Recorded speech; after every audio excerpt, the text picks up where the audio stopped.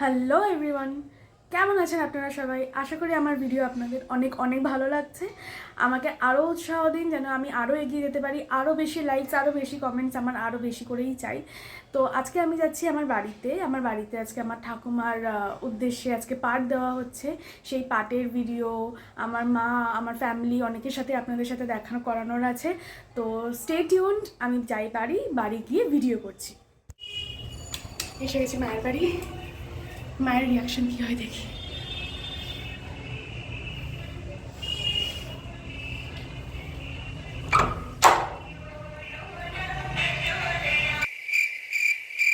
কোনো রিয়াকশন পাবে না আমার মায়ের মুখে, ভালো খারাপ কোনো রিয়াকশন পাবে না। অ্যাকচুয়ালি মা বানাচ্ছে এখানে আমাদের জন্য কুমড়ো ফুলের বড়া, স্ন্যাক টাইম, যেটা মা খুবই দুর্দান্ত বানায়।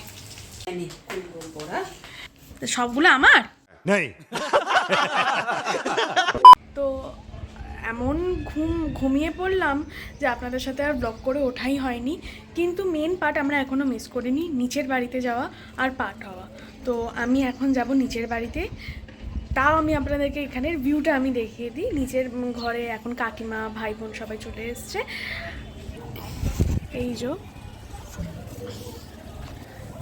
এই যে সবাই খেলাধুলা আরম্ভ করেছে, বোন আছে। আমি নিচে গিয়েই সবার সাথে দেখা করাচ্ছি। পাঠ এখনও শুরু হয়নি, পাঠ এখন শুরু হবে, তো স্টে টিউনড। তো এসে গেছি, এটা হচ্ছে আমার নিচের বাড়ি। এই ভাঙাচোরা বাড়িটাই বড় হয়েছি, খেলেছি, কত মেমোরিজ, কত স্মৃতি। যাই ওপরেই আছে, সবাই ওপরের ঘরেই আজকে পাঠটা হবে।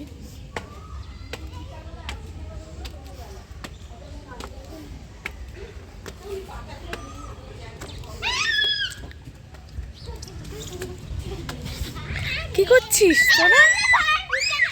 কি করছিস?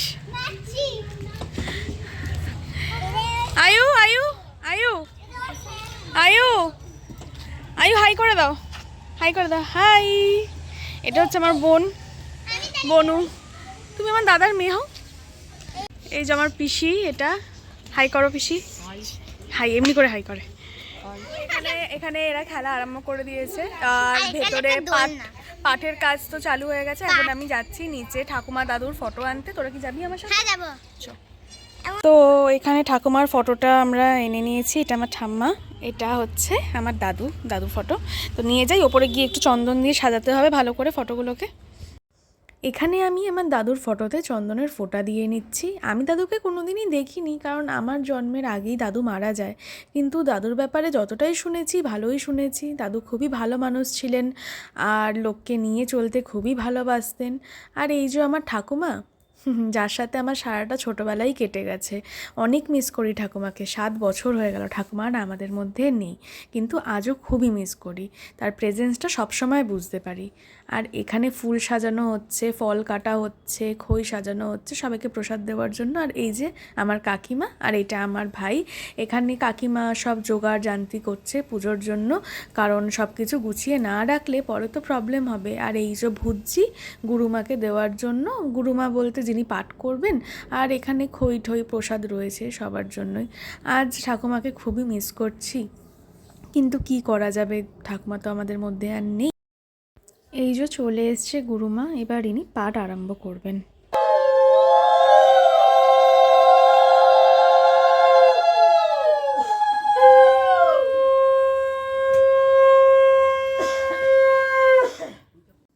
গুরুমা ভগবদ্গীতাকে মালা পরিয়ে পুজো করে নিলেন।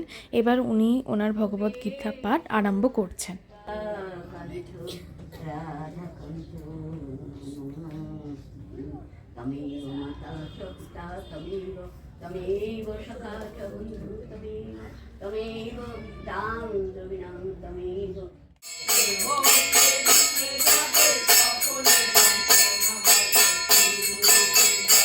আমাদের গুরুমায়ের ভগবদ্গীতা পাঠ অনেকটাই শেষ হয়েই এসছে। শেষের কিছু কথাই উনি এখন বলছেন।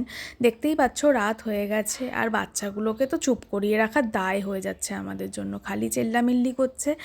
এখন অনেকেরই যাওয়ার সময় হয়ে গেছে, গুরুমাও আর পারেন না, বয়স হয়ে গেছে, শীতের সময়, তাই উনিও যাওয়ার জন্য তাড়া করছেন। এবার আমরা যাব চা করে আনতে সবার জন্য। পাঠ তো হচ্ছে ওপরে, আমি আর পিসি এখন এসছি চা করতে। সবার জন্য। এবার চা করে নিয়ে যাই ওপরে সবাইকে দিই।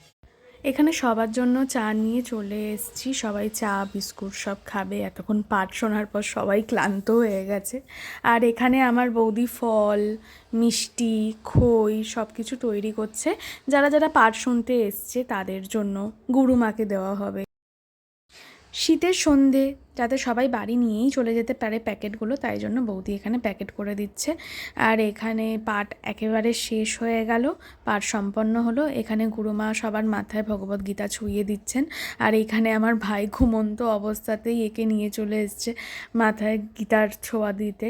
তাও যাই হোক নিল। আচ্ছা ঠাকুমা, তোমার সাথে আমার একটা কথা আছে। বলছি সেই ছোটবেলা দিয়ে তোমার পাঠ দেখছি আমি। তোমার পাঠ দেখছি আমি বড় হয়ে গেলাম।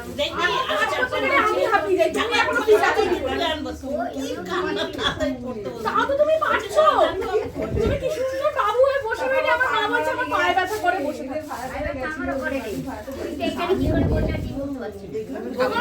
তোমার কত বছর হলো তুমি পাঠ করছো?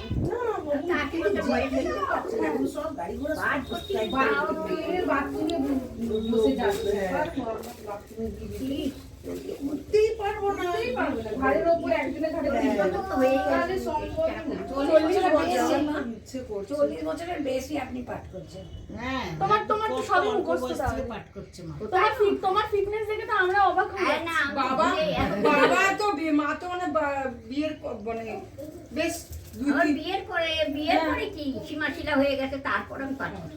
সীমা ছিল 10 বছর পরে পরে মানে পাঠ দেখে আমি বড় হয়ে গেছি। 10 বছর পরে শাশুড়ি নিয়ে যেত সঙ্গে করে। ওখানে গিয়ে কি কুঞ্জুনি বাজাবে, খালি কুঞ্জুনি বাজাবে। তোমার বাড়ি যাবে না।